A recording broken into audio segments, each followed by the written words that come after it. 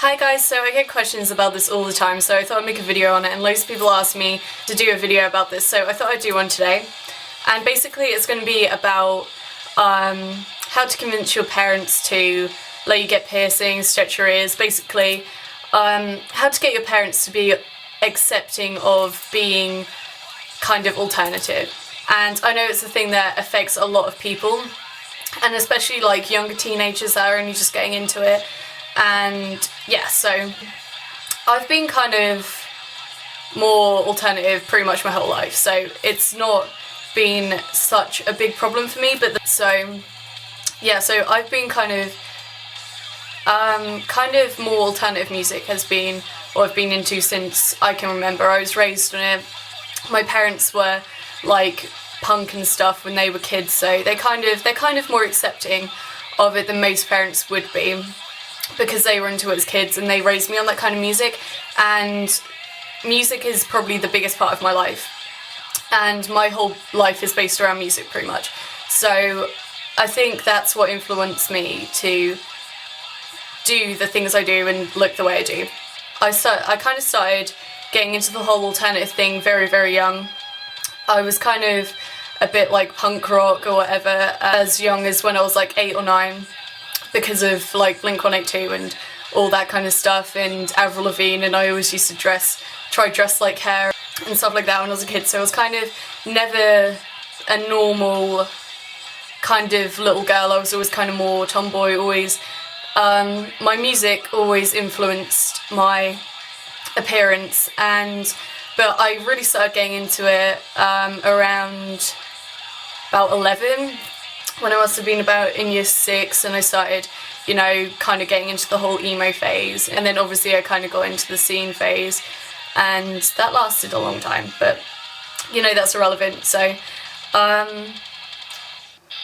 lot of people think, you know, it's like the most common thing is to say, you know, oh, it's just a phase, blah blah blah blah blah, and you know, a lot of parents do think that. And honestly, being alternative and, you know, piercings, tattoos, stretching your ears, alternative is a lifestyle, not a phase. Like, admittedly, obviously my scene phase, all that kind of stuff, they were phases and they do not last forever, but you know, being alternative is a lifestyle, and you have to make them realise that, and is just have a mature discussion with them, rather than just like screaming at them saying, oh, please let me do it, please let me do it, please let me do it. They'll just show to them that you're immature, and they will probably be less likely to, you know, actually let you do it. And you've just got to show you're mature about it, and, you know, discuss that, you know, it's a lifestyle choice, and you understand the fact that you probably do want to be that way your whole life. And, you know, especially with stretching your ears and stuff, because that is such a drastic change that you can do to your body, especially if you do them get up to this size or bigger, because I don't consider mine very big, but you know, it's kind of gone past the point of no return now.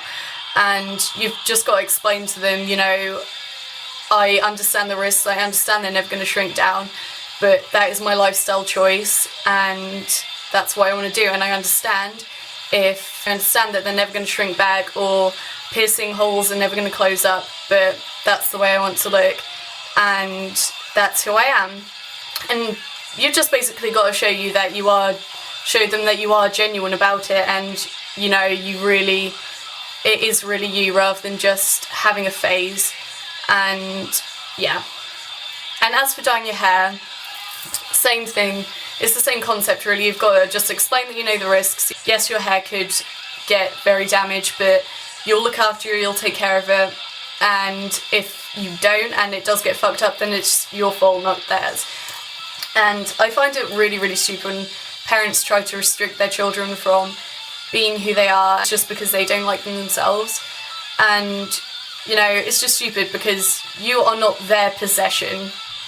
Like, yes, you're their child and you're under their supervision, but you are not their thing. They can't make you be who they want you to be if you're not.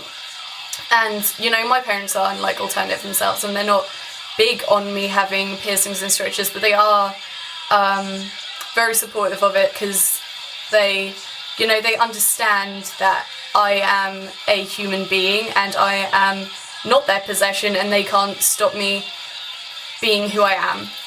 So yeah, basically you've just got to show you're mature about it and you understand all the risks, go through all the risks with them, say, you know, I understand this, and, you know, I can accept that if it goes wrong, and, you know, just research up on it, research everything, all the risks of piercings, all things that could go wrong, how to do, like, for example, how to stretch your ears properly, and just show you know all the stuff about it, and they'll be more inclined to let you that way.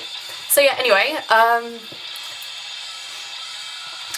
I think that's all I can think of right now, and I hope this is helpful. So if you're trying to convince your parents to let you get pierced or stretch your ears, you know, just show you're mature about it and everything like that, and then they'll realise it's not just a phase. And if they still don't let you after that, you know, just give it time, and not just going, can I have it, can I have it, can I have it, just, you know, be mature about it, and eventually they'll let you. And as you get older and you show them, you know, that it's not just a phase because you've been it for so long, then they'll think, you know, well, maybe they do actually want this. So just show them that it's not a phase. So yeah, anyway, I hope this helped you guys, and I hope this helps you deal with your parents. And yeah, anyway, I love you guys lots and lots and lots. Bye!